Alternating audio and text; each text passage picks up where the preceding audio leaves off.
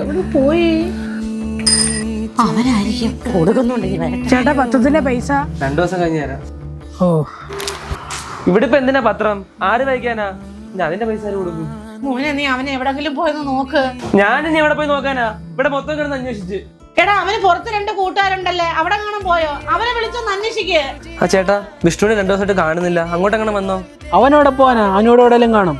അഥവാ ഇപ്പൊ എവിടെയെങ്കിലും പോയെങ്കിൽ എന്താ, എവിടെങ്കിലും പോയി രക്ഷപ്പെട്ടാ. അയാൾ എന്തോ ബന്ധുലത്തെ കാര്യമൊക്കെ പറയുന്നത്. ഞാൻ എന്നാലും സിജു ഏട്ടനെ വിളിച്ചോക്കട്ടെ.